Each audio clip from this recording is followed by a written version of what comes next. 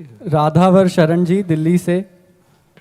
सदगुरुदेव भगवान के श्री चरणों में दंडवत प्रणाम। महाराज जी, कई बार आपके श्रीमुख से सुना है कि नाम से रूप प्रकाशित होता है। महाराज जी, कई बार एकांत में जाप करते वक्त लाडली जू की छवि जो पहले कहीं देखी है और कई बार ऐसी छवि जो कभी नहीं देखी वो मानस पटल पर आती है। महाराज जी, क्या यह रूप नाम से प्रकाशित या हमारी भावना है? नहीं, ये श्री जी कृपा करके स्वयं आती है। उसको ऐसा न मानो कि केवल कोरी भावना ही है। कोई कोरी भावना भी नहीं कर सकता लाडली जू की जब तक वो कृपा न करे। तो तन्मयता पूर्वक धैर्य पूर्वक मेरी लाडली जू पधारती, भले वो कैसी भी, वो लाडली जू जितने हम सामर्थ्यशाली उतने ही आ रहे, मेरी लाडली जू आती, इसी भावना में रहना तो एक दिन देखोगे सचमुच लाडली जू सचमुच आ जाएंगे ना। आती रही उन्हीं की कृपा, नहीं कोई तो मन से भी सोच नहीं सकता लाडली जू का राधा नाम, लाडली जू का वृंदावन धाम, लाडली जू का रूप कोई सोच भी नहीं सकता बच्चा। श्री राधिका कृपा बिन सबके मनन अगम में यदि थोड़ी भी हमारे भावनात्मक भी झांकी आ रही है या जो चित्रों में देखा वैसी भी झांकी आ रही तो श्री जी कृपा करके आ रही, ऐसी ही भावना करनी चाहिए जी। महाराज श्री, इनका आगे प्रश्न है कि अनर्थ निवृत्ति क्या है और शरणागत भक्त इससे कैसे पार होता है? अनर्थ निवृत्ति का तात्पर्य है जितने भी इंद्रियों के भोग हैं जो शास्त्र विरुद्ध है उनका त्याग हो जाना। फिर जब हम जैसे शब्द स्पर्श रूप रस गंध इनको हम भोगने के लिए जब संकल्प बनाते हैं तो धर्म का विचार नष्ट होने लगता है कैसे भी हम इस भोग को भोग लें, कैसे भी हम इस भोग को प्राप्त करें।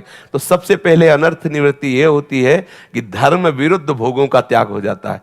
फिर उसके हृदय में ऐसा वैराग्य बढ़ता है कि वो धर्म से युक्त भोगों के विषय में भी विषवत उसकी भावना जागृत हो जाती है। वो संपूर्ण भोगों से वैराग्य धारण करके प्रभु के अनुराग में डूब जाता है। संपूर्ण अनर्थ निवृत्ति का तात्पर्य है जितने भी त्रिभुवन में भोग हैं समस्त भोगों से वैराग्य हो जाना, तभी तो प्रभु के अनुराग रंग में डूबता है।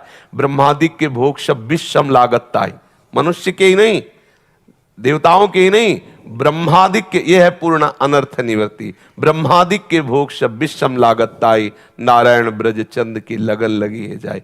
अर्थात शरीर और इंद्रियों के संपूर्ण आसक्ति से रहित होकर एकमात्र श्री प्रिया प्रीतम के चरणों की आसक्ति से युक्त हो जाना, यह हुआ संपूर्ण अनर्थ निवृत्ति। क्योंकि जितने भी अनर्थ हैं ये सब काम कामना वासना में हैं, अहमता ममता में हैं। अहमता ममता का परिवर्तन हो जाना, काम कामना वासना से रहित चित्त होकर प्रियालाल के अनुराग रंग में डूब जाना, ये संपूर्ण अनर्थ निवृत्ति का स्वरूप है। श्वेता शर्मा जी चंडीगढ़ से। राधा वल्लभ श्री हरिवंश, गुरुदेव के चरणों में कोटि कोटि नमन। गुरुदेव भगवान, जब से शरणागति मिली है तब के बाद से जब मैं भगवान के समक्ष या अन्य किसी को प्रणाम करती हूँ तो मुंह में शरणागति मंत्र चलने लगता है। क्या ये भाव उचित है? कृपया मार्गदर्शन करें। बहुत सुंदर है, बहुत सुंदर है। बस बाहर उच्चारण ना हो, अंदर ही अंदर स्मरण में आए। बहुत सुंदर। और आगे कह रहे हैं, ये मन सखी रूप से राधा रानी की नाम सेवा में रुचि रख रहा है, कृपया मुझे आज्ञा प्रदान करें। घर पर राधा वल्लभ लाल की छवि रूप से और लड्डू गोपाल जी विराजित हैं। आगे आप। राधा नाम भी विराजमान है, राधा नाम विराजमान कर लो जी। शिवानी जी, महाराज जी के चरणों में प्रणाम। महाराज जी, हृदय में खोजने पर समझ नहीं आ रहा कि प्रभु के सिवा किस किस का आश्रय है। अखंड स्मृति भी नहीं होती तो अन्य आश्रय का कैसे पता चले और ये कैसे छूटेगा? क्या प्रभु स्वयं ये कार्य कर लेंगे? कर तो वो लेंगे, आप अपने अहम को समर्पित कर दीजिए। पूर्ण समर्पण तो प्रभु की तरफ से ही होता है। वो ऐसी परिस्थिति पैदा कर देते हैं या ऐसी स्थिति दे देते हैं कि हमारा पूर्ण अहमता ममता प्रभु के चरणों में समर्पित हो जाती है। पर ये कहना कि मैं अंदर से देख नहीं पा रहे कि कहाँ कहाँ आश्रय है, ये गलत बात है। एकाग्रता पूर्वक हम अपने हृदय को जांच नहीं सकते, ऐसा तो मुझे नहीं। एक एक वृत्ति का अपने पता है। उपासक है ना भाई, संसारी आदमी हो तो बहिर्मुख रहता है, वो बेचारा नहीं समझ पाता, लेकिन उपासक को वो तो हर समय अंतर्मुख रहता है। एक एक वृत्ति का पता है कि मेरी वृत्ति 24 घंटे में कहाँ स्फुरित हुई, किधर गई, सब पता है। कोई ऐसी वृत्ति नहीं जिसका हमें परिचय न हो। साधक अंतर्मुख हो करके यदि मंत्राकार वृत्ति मंत्र में लक्ष्य है तो अपने आप पता चला ना कहाँ गया हमारा मन, किधर गया, किस नाम रूप में गया, किस जगह गया। तो ये तो एकाग्रता की कमी के कारण, अंतर्मुखता की कमी के कारण आपको भास नहीं हो रहा। नहीं तो प्रत्येक बात हमें पता है कि हमारे अंतःकरण में क्या स्फुरित होता है, किस मिनट में कौन सी बात आती है। और एकाग्र होइए, मंत्र जप और बढ़ाइए तो आपको पता चल जाएगा। रही संपूर्ण आत्मसमर्पण की बात, तो वो प्रभु की तरफ से होगा। तैयारी हम करते रहें प्रभु की तरफ से। श्री द्रौपदी जी भगवान की बहुत निज जन है, निज परिकर है, लेकिन देखो पूर्ण आत्मसमर्पण नहीं था। कब हुआ? सभा में ऐसी परिस्थिति आ गई कि अन्य आश्रय देखते देखते खत्म हो गया। पतियों का आश्रय, सभा का आश्रय, अपनी भुजाओं का आश्रय, अपनी बुद्धि बल का, सब खत्म हुआ। तब पुकारा कृष्ण। फिर उस जगह से ऐसा आत्मसमर्पण हुआ। कई बार सत्संग में भी सुना है कि एक बार दुर्योधन ने दुर्वासा ऋषि को प्रसन्न कर लिया। दुर्वासा ऋषि को प्रसन्न करना बहुत ही कठिन बात है, कि वो बहुत ही एकदम आवेश में आ जाने वाले महात्मा है, तप बल से संपन्न है।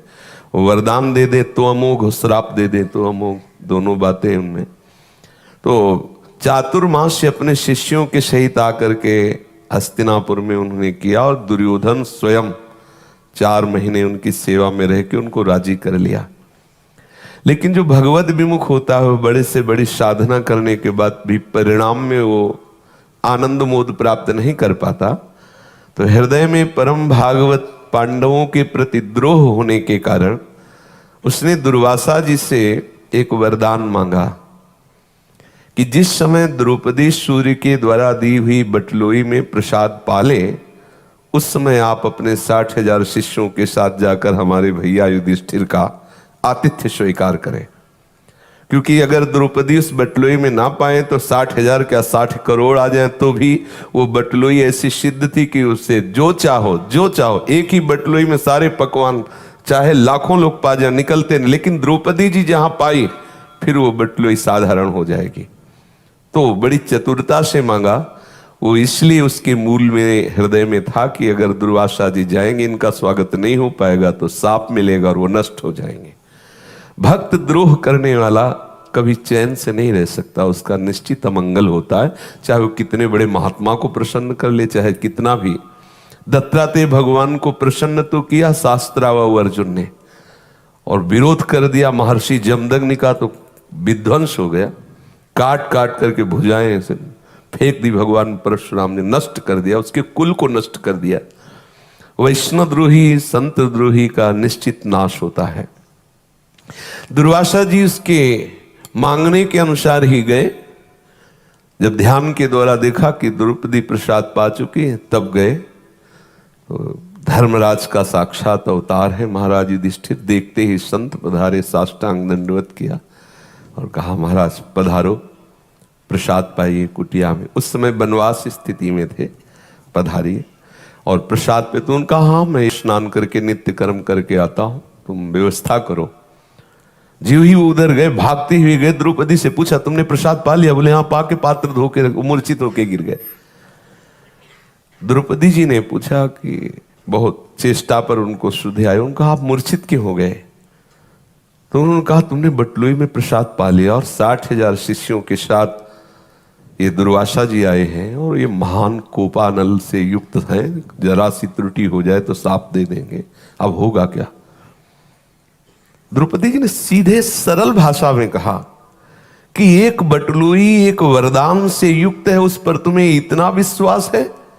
चर अचर संपूर्ण जगत का भरण पोषण जो मेरा कृष्ण करता, उसकी याद तुम्हें नहीं आई और तुम मूर्छित हो गए? अरे वो एक संकल्प से पूरे विश्व का भरण पोषण, यह है शरणागति। यह शरणागति उस समय द्रौपदी की नहीं थी जब उनको महल से लिए जा रहे। जब चीर अवतार भगवान का हुआ तो भगवान ने तो ऐसी निष्ठा दी, तब उनके युधिष्ठिर धर्मराज हैं, परम भागवत हैं। भगवान श्री कृष्ण झुककर पैर छूते हैं युधिष्ठिर जी के व्यवहार में। लेकिन आप विचार करो, समर्पण में कमी है ऐसे महापुरुष की भी। अब प्रभु जब लीला करके उसको ऐसी स्थिति प्रदान करते तब उनको चेतना आई। द्रौपदी ने तत्काल भगवान की याद की। स्मृति करते ही देखा पीतांबर फहराते हुए ठाकुर जी महाराज आ रहे हैं।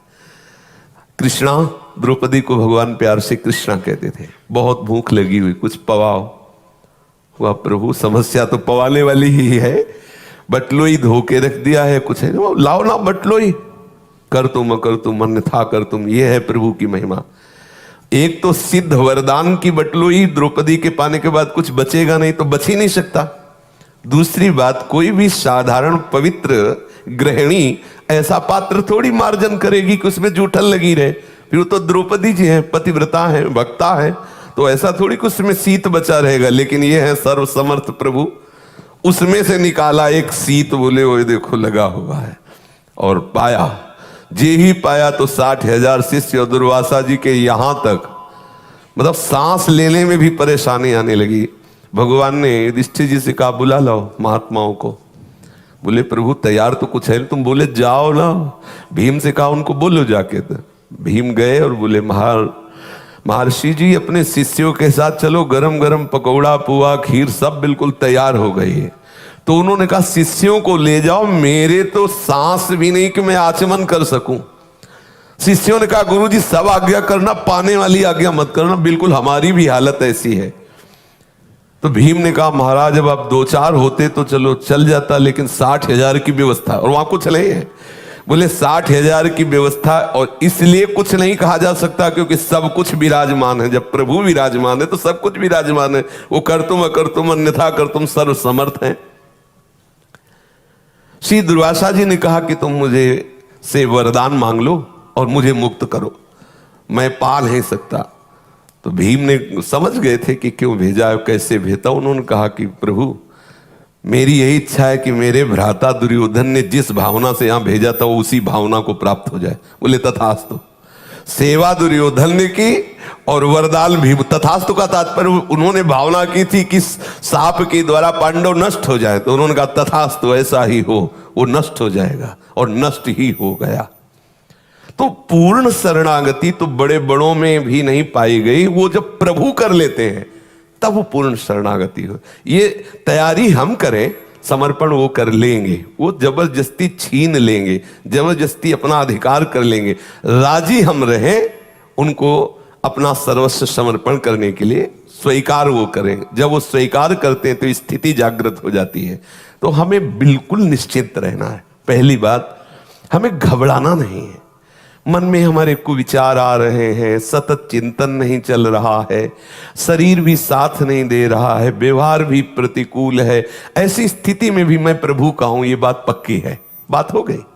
इसमें विचलित नहीं हो, हाय हाय मैं क्या करूं।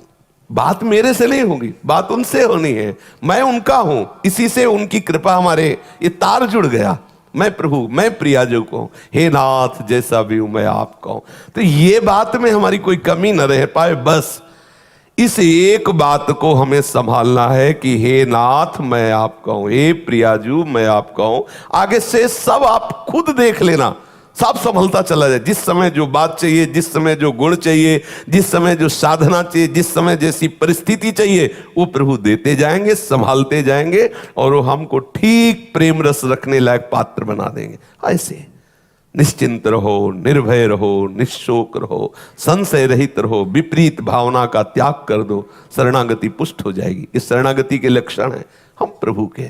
जब आप बिल्कुल निराश हो उस समय भी सोचो मैं प्रभु का हूं, मैं प्रियालाल का हूं, वो संभाल लेंगे। श्री हरिवंश महाराज जी, जब ज़्यादातर तो ऐसे फूलन सी रहती है कि हम प्रभु के हैं, खुश भी रहते हैं, लेकिन कोई ना कोई ऐसा संग मिल जाता है जो कहता है कि तू इतनी कितनी भक्ति करती है, जो अपने आप को दासी समझती है या किस तरह, तो तब अपनी तरफ दृष्टि हो जाती है कि ये भावना सही है या वो। आज का सत्संग सुना है? हाँ जी। आज के सत्संग में था कि जब उपासक अपने भाव में चलता है तो माया प्रतिकूल लोगों को भेजती है, तो उस समय तुम मुस्कुराओ ना कि ये माया आप तेरी चाल चलने वाली नहीं। उसी को देख के मुस्कुराओ, ये तुम्हारे उपदेश हमारे काम में है, बार बार उसको रिजेक्ट करती रहो, नहीं तेरी बात क्या मान्यता। अच्छा, ये बात कि मैं प्रभु की या प्रियालाल की दासी कैसे हो सकती हूं, तो कौन हो सकता है हमें बता दे। अपने बाप को बाप कहने के लिए किसी लायकात की जरूरत नहीं है। हम प्रियालाल के हैं, किसी भी दुर्गुण, दुराचार, किसी भी ऐसी प्रवृत्ति की सामर्थ्य नहीं कि मुझको प्रियालाल से दूर कर दे। मैं हूं आपकी दुरंत माया, चाहे जा घसीट के ले जाए, वहीं से बोलूंगी मैं आपकी हूं, मैं आपकी हूं, कोई मुझे दूर नहीं कर सकता, मैं उन्हीं की हूं, भूल गई हूं। ये बाहरी पोशाकों में आकर के, ये शरीर को अपना मान करके, रिश्ते नातों को अपना मानकर भूल गए। ये सब माया के जन आएंगे, ऐसा कहेंगे, हमें बिल्कुल बात नहीं माननी, हमें अपने मार्ग में। मैं श्री जी की हूं। श्री जी के लिए अगर किसी लायकात से श्री जी की प्राप्ति होती है तो कभी किसी को नहीं हो सकती, कोई ऐसा बन ही नहीं सकता। श्री जी की प्राप्ति श्री जी के संबंध से होती। मैं श्री जी की हूं और इसके लिए किसी लायकात की जरूरत नहीं है। एक वैश्या भगवत प्राप्ति कर सकती है। अन्य जो बिल्कुल वेद शास्त्र नहीं जानते, संयम, वो कह रहा है गुरु से मैं नहा नहीं पाऊंगा, मैं ठाकुर सेवा नहीं कर पाऊंगा, ये मत कह देना कि लियो गोपाल जी लियो सेवा करो, ये हमसे नहीं होने वाला, हम वेद नहीं पढ़ सकते, कोई ऐसा बताओ जिससे भगवत हो गई भगवत प्राप्ति। वो सब संभाल लेते, हम उनके हैं, बस इसी से भगवत प्राप्ति हो जाएगी। तुम बिल्कुल निश्चिंत रहो, विश्वास तो करो, गुरु के वचनों पे तो विश्वास करो, संतों पर तो विश्वास करो। हमारा बंधन ही इसी में हुआ है, शरीर को, शरीर संबंधियों को अपना मानने से, और परम कल्याण केवल इसी से होता है, मैं प्रभु का हूं। अंतिम समय जब हमारे अंदर मोह छा जाता है, मूर्छा छा जाती है, मृत्यु का समय आता है, तो भजन नहीं होता। कफ पित्त बात सब रोक लेते हैं, नस नाड़ियां सब बंद होने लगती, फड़फड़ाहट होती है, उस समय भजन नहीं होता। उस समय ये संबंध होता है, मैं प्रभु का हूं। उस संबंध से तेसाम हम समुद्धरता मृत्यु संसार सागरात, उसी समय भगवान की कृपा, भगवान प्रकट होते, या उनका नाम प्रकट होता है, या उनका ये स्वयं प्रकट। हमें बिल्कुल बेपरवाह रहना है। विश्वास ही तो एक बड़ी बात है, और विश्वास भगवान का स्वरूप है। और बिन विश्वास भगत ही नहीं, ते बिन द्रवहि न राम, राम कृपा बिन सपने जीव न लह विश्राम। बिल्कुल छोड़ो। ऐसे लोग जब बात करें तो मुस्कुराया करो, और उस समय सोचा करो कि ये माया तूने भेजा है अपना आदमी, मैं हिलने वाली नहीं, और मुस्कुराते हो।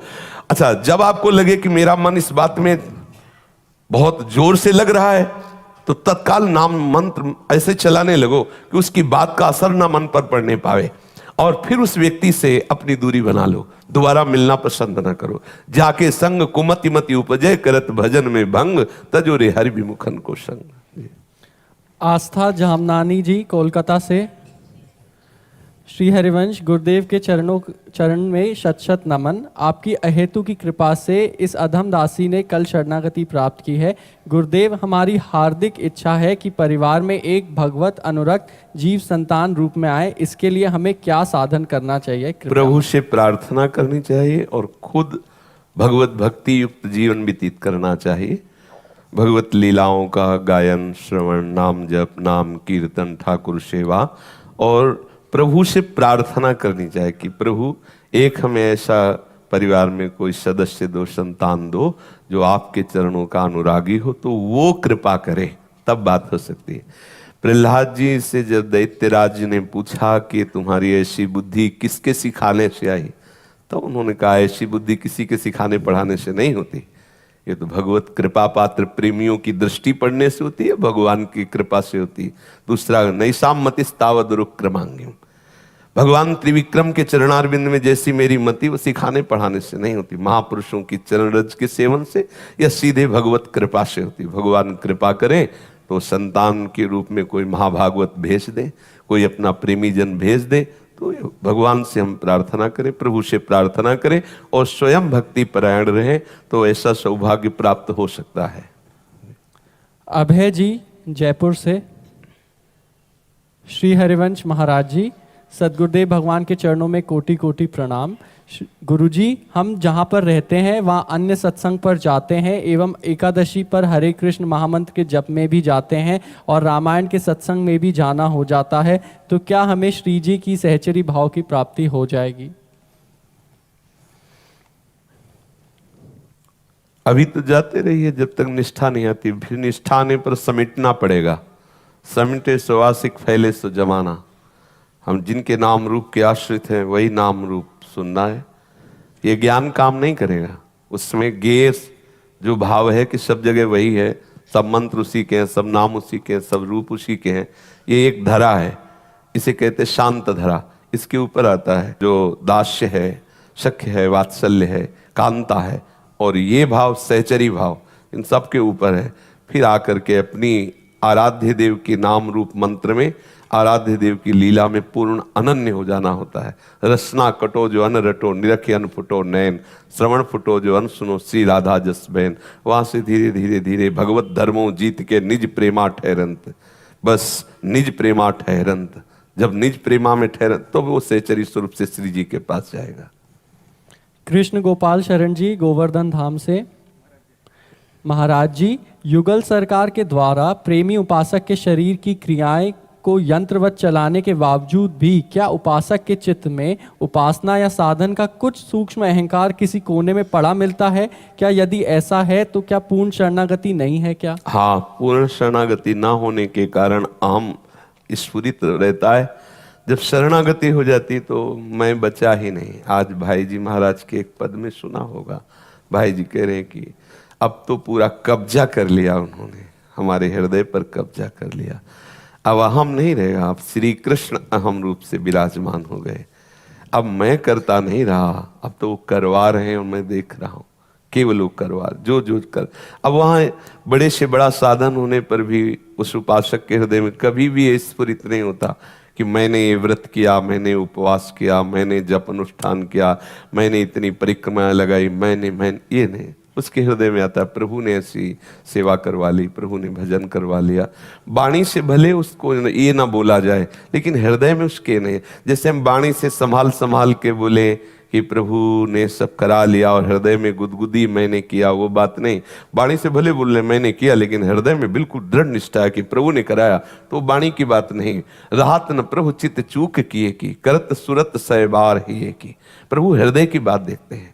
प्रभु अपने चित्त में उसकी चूक पर दृष्टि नहीं डालते। कोई वाणी से कह रहा है मैंने गिरिराज जी की परिक्रमा लगाई, इतना ऐसा किया वैसा, लेकिन हृदय से है उसको प्रभु की कृपा। तो प्रभु करत सुरत सैबार हिये की, वो हृदय की बात देखते हैं। वाणी से चतुरता पूर्वक विद्वता पूर्वक हम निराभिमानता की भाषा बोलते रहे, लेकिन हृदय में अहम है तो बात नहीं बनी। वाणी से भले वो अहम जनित बात निकल ले, लेकिन हृदय में पूर्ण निराभिमानता, वो प्रभु को प्यारा है, वो प्रभु को समर्पित है। अगर कहीं ऐसा है तो अभी अहम बकाया रह गया है, अभी वो समर्पित नहीं हुआ, और वो रौंद देंगे उस अहम को। बड़े कृपालु हैं, कोई न कोई ऐसी लीला करेंगे कि फिर हृदय में आएगा कि हाय मैं किसी योग्य नहीं, प्रभु स्वीकार कर लो, वो अहम भी प्रभु के चरणों में समर्पित हो जाएगा। सुखपाल सिंह जी कोटा से, जय जय राधा वल्लभ श्री हरिवंश। यदि आप उचित समझे तो अबोध समझकर मुझे निजमन प्रदान करने की कृपा करें। कितने दिन हुए आपको शरणागत मंत्र लिए? 1 साल हो गया। अच्छा, वृंदावन कितने दिनों में आते हैं आप? मैं महीने में 2 बार या 1 बार जरूर आता हूं। अच्छा, आप लोग देख लीजिए जी।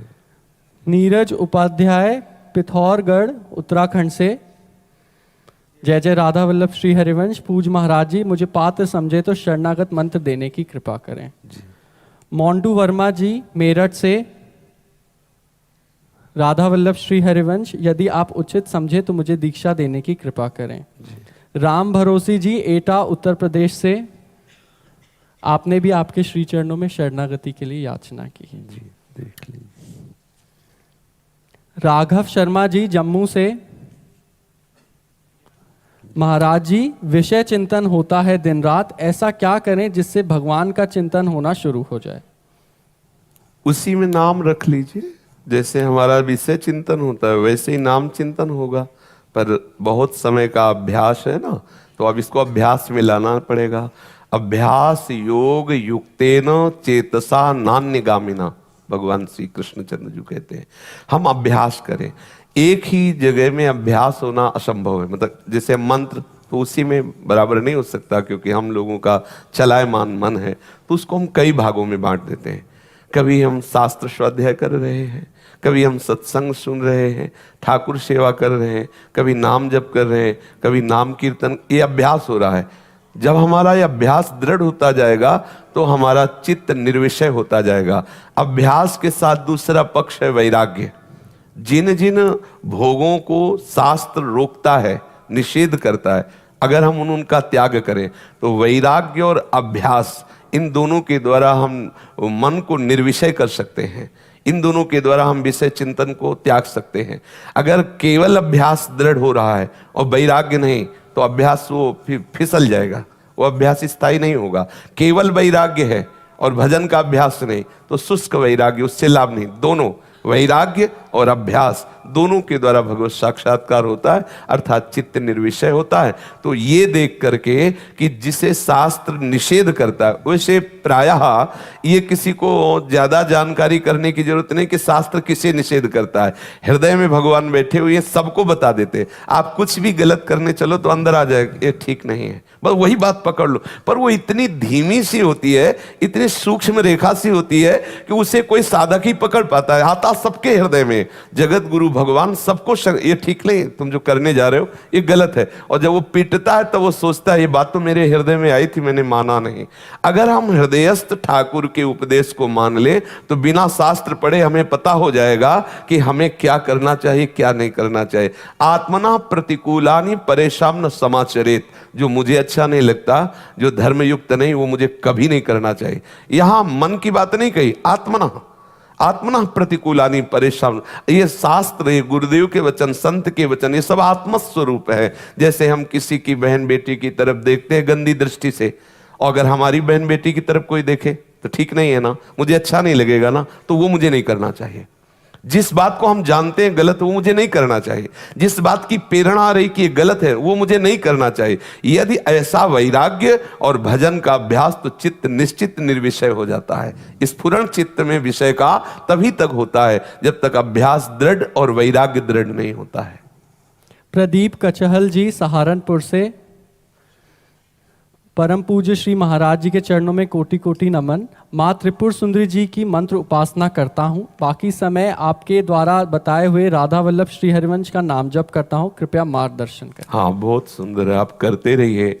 माँ भगवती कृपा करेंगी तो श्री जी के चरणों में अनुराग दे देंगी, श्री जी के चरणों तक बढ़ा देंगी। आप श्रद्धा पूर्वक, निष्ठा पूर्वक करते रहिए। माँ को माँ मान के, शक्ति मान के नहीं, क्योंकि शक्ति मान के अगर वो सीधा भाव लाने के लिए कि मैं उनकी सिद्धियां, उनके, वो दूसरा मार्ग हो जाएगा। ये मेरी माँ है, करुणामयी माँ है, तो वो ठीक वो मार्ग दे देंगी जिससे आप प्रेम रस में, भगवत रस में डूब जाएंगे। अपना पुत्री मानता हूँ जी, अपने आप को उनका। जी जी जी।